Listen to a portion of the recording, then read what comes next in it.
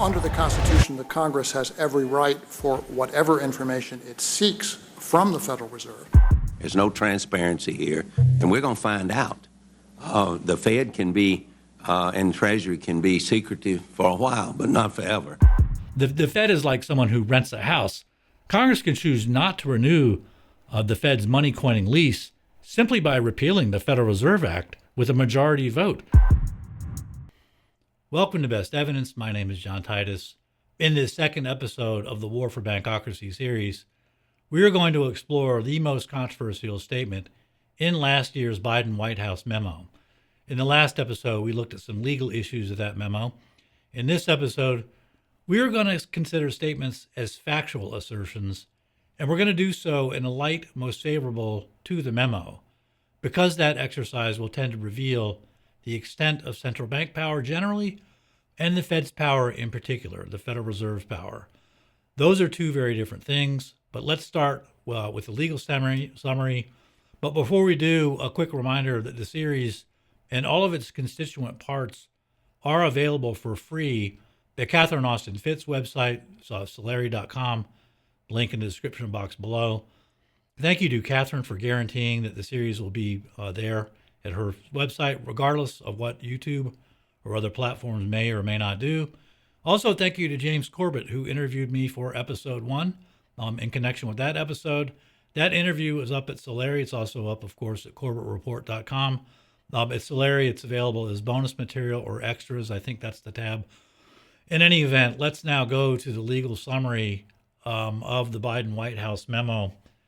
You can see right here, this is the Biden White House memo. Let's just zoom in and cut right to the chase. And you see the sentence in the middle of the page. Nearly all advanced economies in many developing countries are now governed by independent central banks. Let's just cut it right there.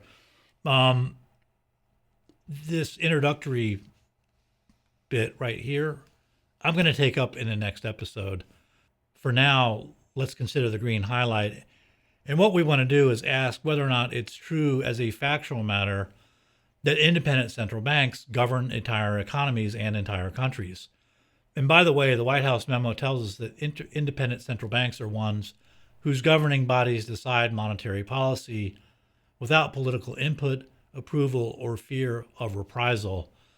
We know that's legally wrong from the last episode. We also know it's factually wrong based on the recap you saw just a few minutes ago. Senator Shelby was offering both his input on and disapproval of the Fed's unlimited bailouts for Wall Street policy. And together with other senators, Shelby was about to manhandle the Fed's governing body to make the Fed reveal who got the bailout money printed up by the Fed. On that very same score, offering input is exactly what Senator Bernie Sanders did to the Fed and to Bernanke when he refused to disclose the names of banks who received bailout money printed by the Fed as well. This is all going on during the global financial crisis, of course. This is Senator Sanders offering his input and strong disapproval of the Fed's bailout policy. So let's just roll the clip. Let me just say this, Mr. Chairman. I have a hard time understanding how you have put $2.2 trillion at risk without making those names available, those institutions public. And we're going to introduce legislation today, by the way, to demand that you do that. It is unacceptable to me that that goes on. Okay, I'm going to devote an entire episode to how that conflict plays out. In other words, is Congress able to force the Fed to cough up the names and amounts of bailouts? Spoiler alert here. The deadlock you just saw ends with the Fed getting crushed. But I want you to remember the Fed digging in its heels here on the issue of disclosure because it comes up later in this episode. For now, though, you just saw with your own eyes that the White House claimed that the Fed decides monetary policy without political input or approval is completely false.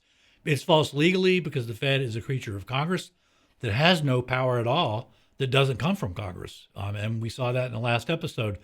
It's also false factually. Even in the light most favorable to the memo authors, they simply did not leave themselves much wiggle room there.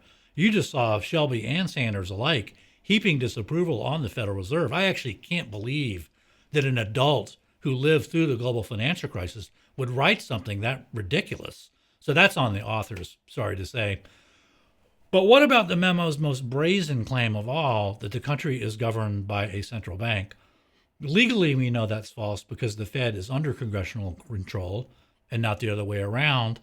That's a fairly straightforward extension of the U.S. Constitution. Factually, however, things aren't as clear. So I now want to explain why, as a factual matter, the White House isn't all that far off the mark in saying the Federal Reserve governs the U.S. Yeah, the Fed answers to Congress as a matter of law, but every informed person knows that the Federal Reserve is a very powerful institution. So I want to take a minute to see exactly where the Fed's power is sourced, and then measure or rank that power against other entities that likewise exercise sovereign powers.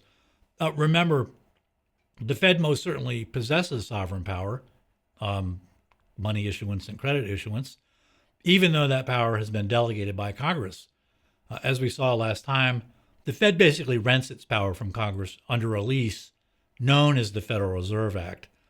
But it's at least worth asking if what the Fed is renting is so powerful that merely possessing it is tantamount to actual ownership. Sort of like renting to someone the only nuclear weapon in the world. Good luck getting that weapon back, right? Okay, so to begin our exercise, there is no dispute at all that Federal Reserve banks issued all $2.3 trillion of Federal Reserve notes in circulation as of the third quarter of 2024. You'll see why I picked that date in a minute. And Federal Reserve notes, meaning cash you carry in your wallet, are one of the main forms of money in the U.S. Okay, so what, you say? $2.3 trillion in cash is peanuts when you compare it to bank deposits. According to the latest FDIC Statistics at a Glance quarterly report, there are 4,500 banks in the U.S. sitting on $17.5 trillion in deposits. And the latest FDIC Statistics at a Glance report is for the third quarter of 2024. That's why I picked that date. But anyway, that much money, $17.5 trillion in accounts, in bank accounts, means that for every dollar of cash there is in circulation, there's $7.60 of electronic money in the form of bank deposits. And the Fed doesn't control any of that money, right? Banks control that. Hey, not so fast. Actually, the Fed does control deposits to a great extent, and there are two independent routes you can take to reach that conclusion. I'm going to call the first route Sunshine Highway, and the second route Shadow Lane. We're going to take Sunshine Highway first because it's all publicly sourced. It's very clear, and it offers granular detail in terms of numbers. But I want you to remember Shadow Lane because we're coming back to it. Okay, number one, Sunshine Highway's view of bank deposits and the Fed's control over bank deposits. The Federal Reserve actually does control the total amount of deposits, both directly and indirectly. There are two different ways that the Fed indirectly controls bank deposits. Number one, the Fed regulates banks and controls things like the reserve requirement. The Fed actually cut the reserve requirement from 10% to 0% in 2020, but it can raise that back anytime it wants to. It can go to over 10% if it wants, and it can do all of that without congressional approval too. With the reserve requirement set to 10%, a new bank with no deposits, no money on deposit, and $1 in reserves, $1 in reserves is meaning cash, which most of which is on account at the Fed. It's in the bank's own bank account at the Federal Reserve, but some of that money can be vault cash, meaning Federal Reserve notes that the bank has in its vault. A new bank in that position with $1 reserves and $0 in deposits is legally able to create 10 new dollars in bank deposits simply by lending $10 to a new customer or to any customer. If you don't understand that banks create money when they lend, I did a video called Mommy, Where Does Money Come From? A link in the description box. Check that out. That'll make it clear to you. But in any case, with a 10% reserve requirement, there is a cap set by the Federal Reserve on total bank deposits, system-wide bank deposits of 10 times the amount of bank reserves. So let's take a look at that, at how the Fed is able to control total deposits by changing the reserve requirement. Table 2 of the Fed's weekly H8 report on assets and liabilities of commercial banks in the U.S. includes line item 29 for cash assets, which is almost exactly reserves because it includes vault cash and money on deposit at the Fed. Reserves also include a couple of other items, but they're pretty minor. So line 29 is a very close approximation of reserves. And what you see in that line is that on the very last day of the third quarter of 2024, that amount is sitting at $3.264 trillion. Okay, total deposits were $17.5 trillion then, meaning reserves amount to 18.6 of deposits. And that's fine. That's fine as long as the reserve requirement is less than 18.6%, which it is. It's been 0% for 5 years. But what if the Fed raises the reserve requirement to 20%? Do you see the problem? Now the maximum legal deposit level is 5 times reserves. The reciprocal of 20% is 5. 5 times reserves is $16.3 trillion, whereas actual deposits are $17.5 trillion. Meaning this: if the Fed increased the reserve requirement to 20%, banks would have to find a way to cut deposits from $17.5 trillion to $16.3 trillion. That's a huge cut, $1.2 trillion. That's $4,000 for every man, woman, and child in the U.S. How would banks do that? The answer is they'd cut deposits by reducing their outstanding loans. Just as deposit money is created when banks lend, deposit money gets deleted when loan principal gets paid back. And if you ever got a bank loan, you know there's a clause in the loan papers allowing the bank to call into your loan under certain conditions. In other words, make you pay off that loan.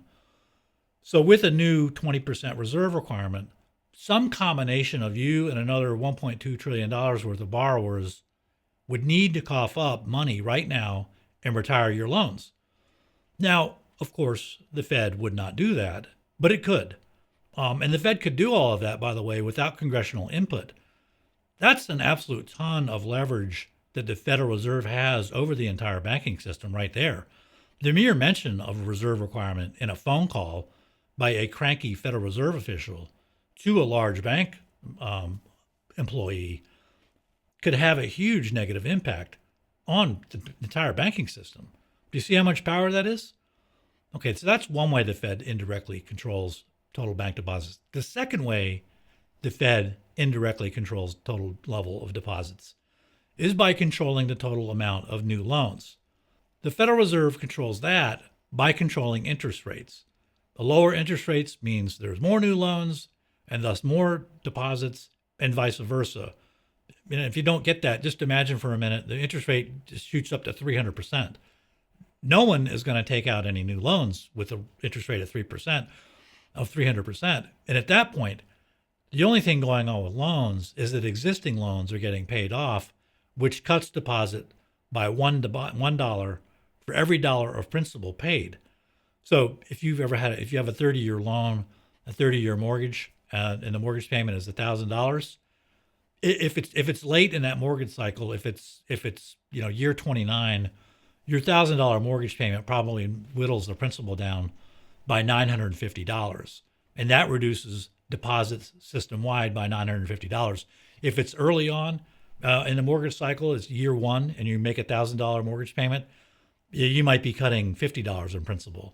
So you only reduce the principal by $50, and deposits system-wide get reduced by $50. But in any case, a 300% interest rate would be a deflationary disaster. But that's the second way that the Fed indirectly controls the total amount of U.S. deposits, by moving interest rates up or down. Finally, the Fed can directly control deposits by buying assets from non-banks. I did a lot of videos about this because the Fed did this big time during the pandemic. It bought $4.5 trillion worth of assets, and it bought those assets from non-banks. In the global financial crisis, it bought assets from banks. But during the pandemic, the Fed bought assets, $4.5 trillion of assets from non-banks, and it directly created $1 of new deposits for each new dollar of reserves that it created to buy those assets. How big a deal was that? Here are the numbers. Before the pandemic, going right into the pandemic, there was $13.5 trillion in total deposits. Then the Fed bought $4.5 trillion of assets from non-banks, and deposits rose to $18 trillion. That's where your inflation came from. After I did a third video on that very phenomenon, the Federal Reserve itself wrote a paper admitting that, yup, when we buy $1 of assets from a non-bank, it does indeed add $1 to the deposit base. I then did a video about that Fed paper, which summarized the Fed paper, and it summarized my previous videos as well. 6 months after that video came out, a Silicon Valley bank failed. It failed because the bank had 10 customers with $13 billion on deposit, and those customers walked out over the course of 6 hours. The fact is that whale-sized deposits, billion-dollar deposits, they didn't exist before the pandemic. The Federal Reserve created those deposits with its $4.5 trillion asset purchase program from non-banks during the pandemic. I did a whole video on that event as well, the failure of Silicon Valley Bank, and a couple others. That video was called Deep Diving the Fed's Killer Whale Crisis. So the Fed has huge control over $17.5 trillion deposit base, and it has total control over $2.3 trillion in cash. Ergo, the Federal Reserve controls the U.S. money supplies. At least it controls its aggregate size. And all of that, by the way, is Sunshine Highway. We haven't even gotten to Shadow Lane yet, because first, I want to address a threshold question, or really an objection to this entire line of thought about money, which is, yeah, okay, but money coining is just one of many sovereign powers. Even if the Fed does control money issuance, it doesn't have other sovereign powers, like raising standing armies, calling forth militias, all that.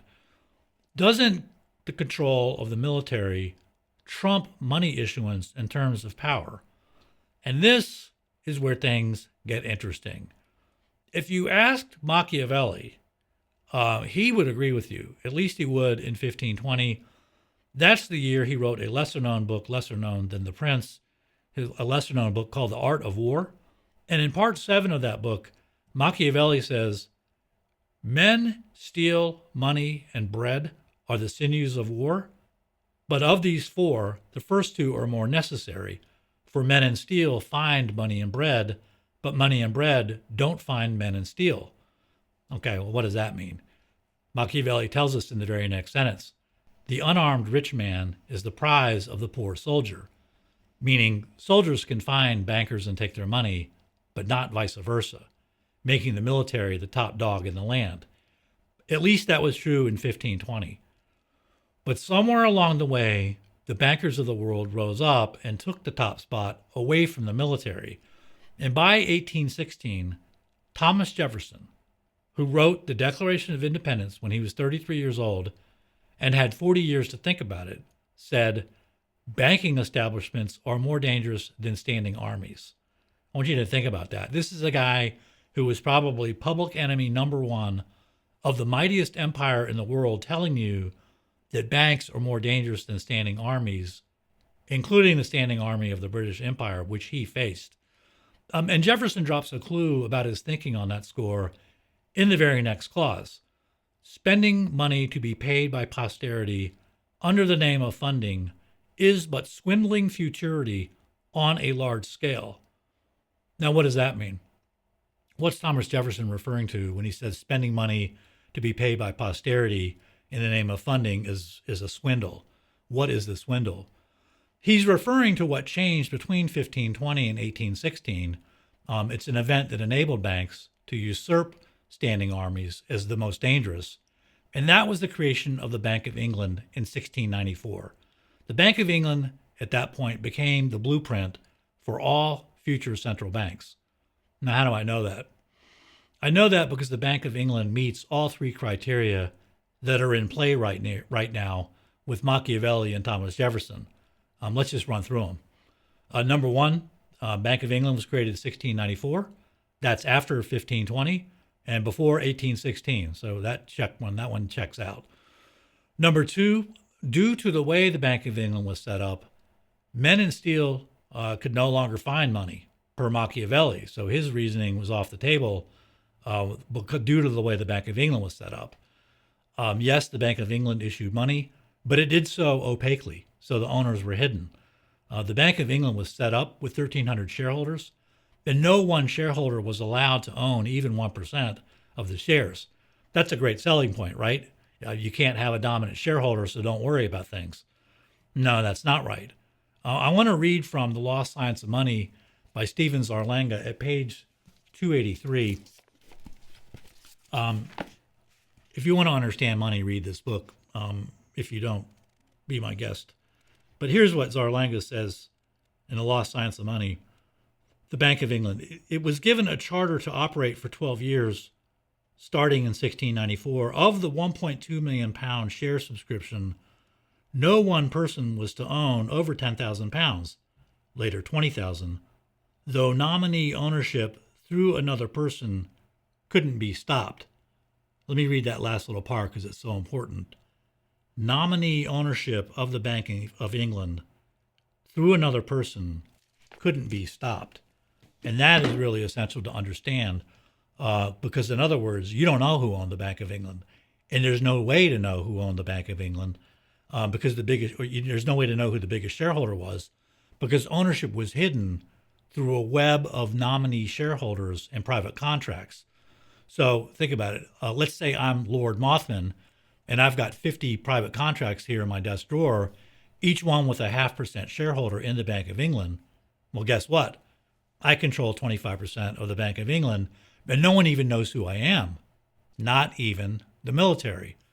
At that point, 1694, Machiavelli's reasoning that men in steel can find money is off the table because the money issuers, at least in the British Empire in 1694, went dark, and they could wield sovereign power over everyone, including the military, while remaining invisible. And that brings us to our third criterion, and that's Thomas Jefferson's swindle. You know, what swindle is he talking about? The Bank of England was set up so money was issued as debt to be paid later by posterity. So how's that a swindle, you ask? Welcome to Swindle 101. I'm Professor Turgison. By 1694, the British Crown had been out of the money issuing business for almost 30 years. Since 1666, that's an important year for a lot of reasons. The one which concerns us was that 1666 is when the Free Coinage Act passed. That act allowed for the private minting of sovereign coins. So that's the first step to private anonymous money issuance, because the money issuance is then at that point spread across, God only knows how many families and mints along the countryside or in the countryside. And the Free Coinage Act put England in the position of having to borrow its money at interest instead of just issuing it. And so then when the Bank of England starts in 1694, England borrowed money from it. And now we come to the swindle part. The Free Coinage Act got England out of the money issuing business, but that wasn't the swindle. The families and the mints who were issuing coins, they actually had silver and gold. Those coins were real. The swindle was England didn't borrow gold and silver coins for the Bank of England Corporation. It borrowed paper notes that the bank printed out of thin air. How'd that work? In 1694, England needed £1 million, but rather than have its own checker print 100-pound notes 10,000 times over, since England had been out of the money issuing business for 3 decades, England had anonymous bankers behind the Bank of England print the notes instead. And then England borrowed those notes from the secret bankers at 10% interest. Those aren't the actual numbers, but they're round and they're pretty close. So 1 year later, England then owes the bank £1.1 million. Now, even if all £1 million of the notes that it borrowed, even if all the principal found its way back into the royal coffers, England is still going to be short $100,000. So what does England do about that? Well, it could tax its citizens. That was one way. It could take out a new loan from the Bank of England. That was another way. or it could invade other countries and loot its own colonies and steal assets. That's a third option. Or it could do all of the above, which it actually did do for the next 100 plus years. But what England was not going to do was let American colonies sidestep the Bank of England by issuing their own paper currencies. And after outlawing several of those currencies, England especially was not going to let those same rebel colonies band together and issue a single currency called the Continental and denominated, not even denominated in British pounds, it was denominated in dollars. That slap in the face required an answer, which we now know, at least in the U.S., as the Revolutionary War. In his History of Money in America, written in 1899, Alexander Delmar says it really wasn't Lexington and Concord that marked the point of no return. It was really the colonial bills of credit, the money in the colonies that did it. Delmar says those bills were the revolution itself. The point of that historical background to the Bank of England is that it's what led Thomas Jefferson to say banking establishments are more dangerous than standing armies. Privately and anonymously issued debt-based money is the dangerous swindle that Thomas Jefferson was referring to. I'm actually devoting episode 6 to this very danger, but for now you just need to see the swindle, which is this. England could have just printed the £1 million of notes itself. Parliament could have passed a law authorizing the Exchequer to print £1 million, and there wouldn't have been any debt. Hell, England could have had the Bank of England print the notes itself and said, you know what, chaps? That's a dandy print job there. Why don't you just peel off a few notes from the top, put them in your pocket for your troubles? There wouldn't have been any debt that way either. But instead, England had the Bank of England print the notes out of thin air, and then England borrowed the notes at an interest rate of 10%, so that 1 year later the country owes the private bank not £1 million, but £1.1 million. That £100,000 interest payment is pure usury. There is no risk whatsoever to the Bank of England Corporation. All the bank did was put ink on paper. It had zero skin in the game and zero risk. There is no Bank of England without England herself. England is the host. The Bank of England is the parasite. The 100 grand is the bloodsuck out of the host. You want to know how the Bank of England pulled off such a colossal scam? Are you ready for this? When the bank printed £1 million of notes, it looked at the pile of paper and said, abracadabra, that'll be £100,000, please. Only it wasn't abracadabra, that'll be 100 grand. It was backed by gold, that'll be 100 grand. There wasn't any magic and there wasn't any gold. That's the swindle. That is pure usury, something for nothing, and apologies to parasites for calling the Bank of England one. At least a mosquito faces risk when he's working his blood funnel. The Bank of England risks nothing. Unlike mosquitoes, the real owners of the Bank of England were hidden behind a web of nominee ownership, completely invisible and completely risk-free. You think I'm kidding about backed by gold scam? No. History of Monetary Systems by Alexander Delmar in 1895. Turn to Appendix B. Bank suspension since the era of private coinage. Delmar's got 6 pages of bank suspensions here. Suspensions of banks of issues under the system of private coinage and of private issues of circulating notes. You see the very first entry on the 6-page list. And remember, this is 1895. The list gets a lot longer. Very first entry in Delmar's list, 1696. Bank of England stopped payment of its notes 2 years after it started. Abracadabra, backed by gold. A scam every single time. What's depressing is that even when the scam is revealed, people turn right around and fall for it again immediately. Seriously. Look at the next sentence. 2 words. Resumed 1698. Are you kidding me? I wish I were, but there's a whole lot of people addicted to being abused. As long as the abuse comes from a perceived superior, people love it. They beg for more. So the first thing to know about the Bank of England in 1694 is that it's a swindle, like Jefferson said. It's a skim operation on a sovereign scale, and the skim is the rate of interest. It's just a transfer payment from productive people to tapeworms. The second thing to know about the Bank of England in 1694 is that the Federal Reserve System replicated the two crucial pieces of the skim machine.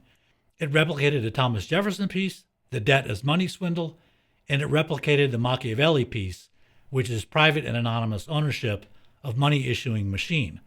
And the Machiavelli piece takes us back to Shadow Lane and the Fed's actual control of bank deposits. Up until now, we've spoken of the Fed like it's one cohesive entity, but legally it's actually two distinct entities due to the Fed's lease terms, due to the Federal Reserve Act.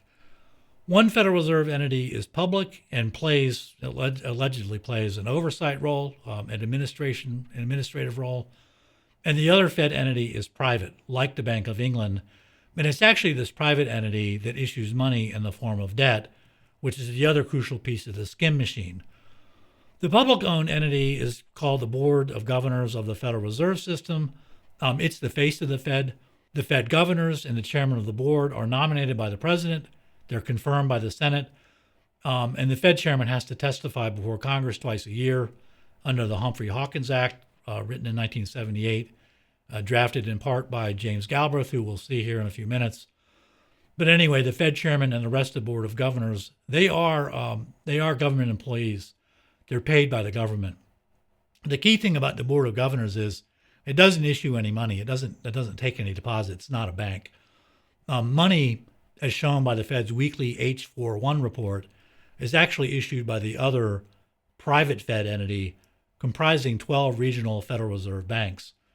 Now, if you scroll down to Table 6 of the report, you will see broken out separately a statement of condition of each Federal Reserve Bank, each one of which issues, for example, Federal Reserve notes that add up to, for all 12 banks, adds up to $2.3 trillion.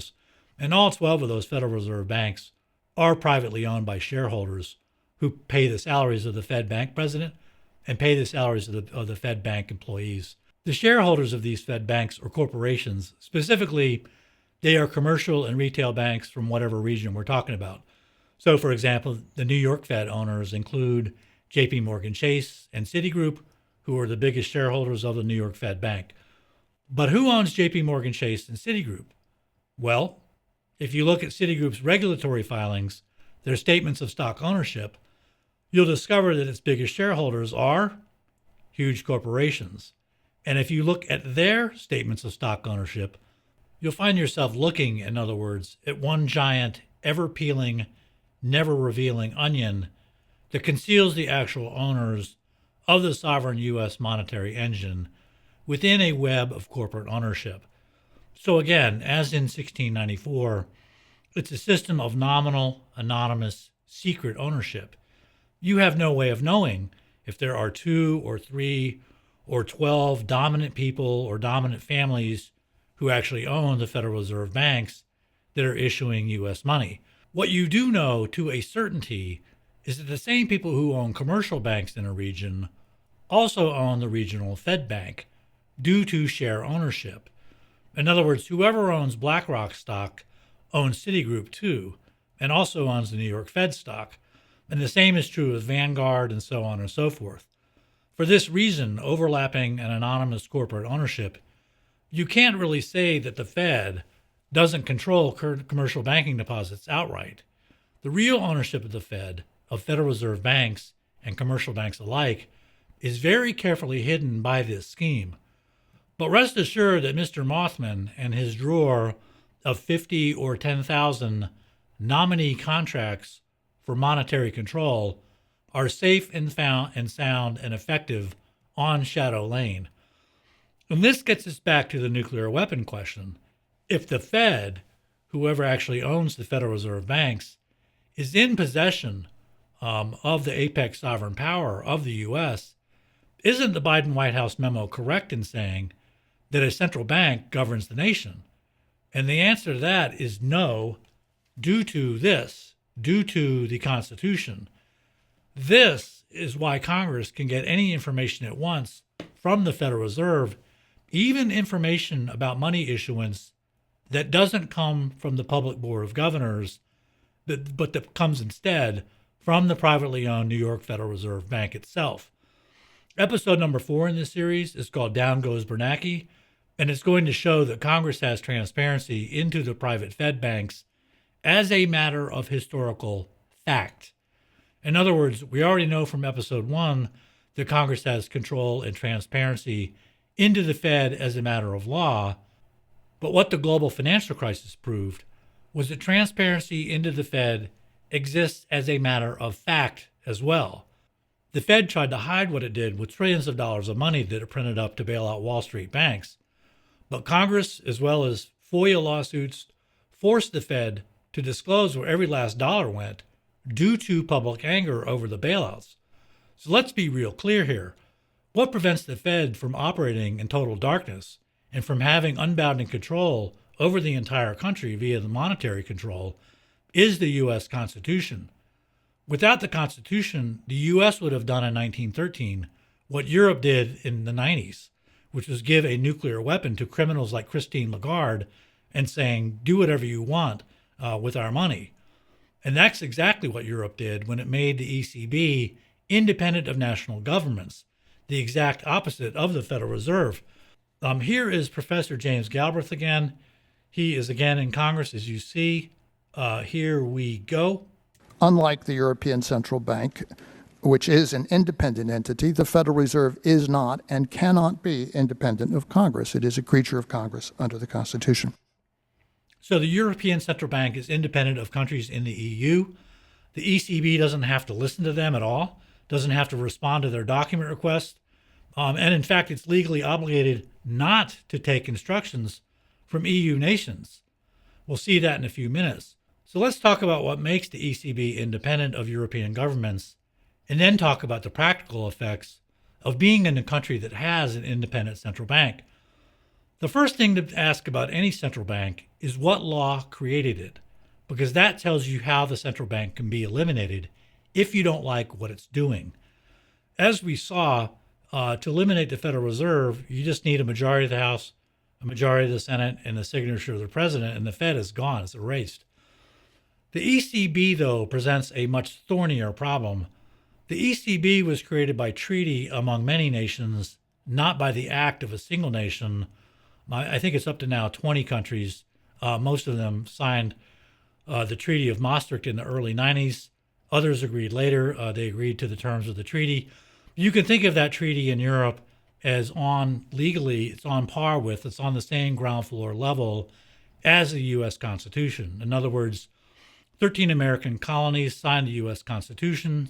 More states joined later, obviously, and it's the same basic deal in the EU. 12 countries signed the Treaty of Maastricht in 1992. More countries signed on later. The difference is the U.S. Constitution gave monetary power to Congress, which in turn created the Federal Reserve via the Federal Reserve Act. You repeal the Federal Reserve Act, and you repeal the Fed. The Treaty of Maastricht, by contrast, gave monetary power directly to the ECB. So now, to get rid of the ECB, you need to make changes to the treaty. Huge difference. If you're Greece or Cyprus and you don't like what the ECB is doing, you only have two ways out. You can either persuade all other countries that signed the treaty to amend the treaty to rein in the ECB, or you can just withdraw from the treaty and not use the euro anymore. Use your own currency. Unless you can do one of those two things, you're stuck with the treaty. And what does the treaty say? The treaty leaves no doubt that the ECB is independent of countries. The key provisions make it illegal, first, for the ECB to take instructions from any government of member states of the EU, meaning EU countries. So the ECB is legally obligated to ignore Cyprus and ignore Greece. And just so there is no confusion on that point, it's also illegal for the EU countries even to seek to influence the governing bodies of the ECB in doing whatever they want to do with the euro. You see how massively the ECB differs from the Federal Reserve due to the difference between the Constitution on the one hand and the EU treaty on the other hand? The Fed answers directly to elected representatives. With the ECB, that's actually illegal.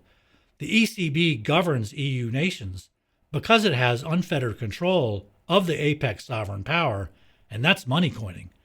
In the U.S., Congress has control of the Fed. It's the other way around. The Fed has only as much money coining power as Congress grants it under the Constitution. Unlike Greece and Cyprus, if we here in the U.S. don't like the Fed, we can raise hell with Congress and flush the Fed down the toilet tomorrow if we get angry enough. They answer to us. And Congress has as much transparency into the Fed as it wants. And that's a huge deal. Because remember, it was secrecy that gave central banks their status as top dog. When the Bank of England was created in 1694, the apex sovereign power changed hands from the military to bankers because of secrecy. Remember, according to Machiavelli, men in steel could find money and bread, but after 1694 they couldn't because the bankers were secret. They were hidden. You think it's some accident that the U.S. Constitution gives all monetary power to Congress? But it's not. The Constitution was signed in 1787. The first central bank in the U.S. was chartered in 1781. It's called the Bank of North America. The framers of the Constitution could have given any amount of power they wanted to the Bank of North America, but they cut it out of the Constitution altogether and gave monetary power to Congress. So why is it then that the Fed insists, even to this day, that it's independent just like the ECB? And the answer to that is that it wants power, and secrecy is the key to that. Secrecy is the brass ring for the private, money-issuing half of the Fed, the 12 regional Federal Reserve banks, the half of the Fed that has power. The public half of the Fed, the Board of Governors, it doesn't issue any money, and it's a junior partner in a window display role only. But the Fed can't just come right out and say, we need secrecy to be top dog in the U.S., so it's got to sell secrecy to Congress instead. How does it do that? It argues for independence as a practical matter instead. The legal argument for Fed independence is a dog. So what does the Fed do? It appeals to the pocketbook of Congress instead. Treat us like the independent European Central Bank and you'll get better economic results, which is a very slippery slope to you'll leave us alone if you know what's good for you. Has the Fed actually shown its teeth to Congress like that? You're damn right it has, and I'm going to show you that in the next episode. Federal Reserve independence is not good for the country. It is poison. Congress has to vigilantly and constantly check the Fed's power or else risk having two kings in a kingdom. No introduction needed here. Listen to this. The Fed is a government unto itself. You know, they hire and make their wages, and it doesn't go through the ordinary process. The Constitution says it should all go through the constitutional process. And now we come to the central conflict in the U.S., which is the secrecy of the Fed and how that's maintained. We are going to take a hard look at the Fed's independence campaign next time. There is way more to it than you have been led to believe. But for now, thank you so much for watching. I'll see you next time. And thanks a ton to the people who've contributed support to the series. It's very gratifying and very helpful to this channel. If you'd like to contribute, information is below. And with that, I will see you in a couple of weeks.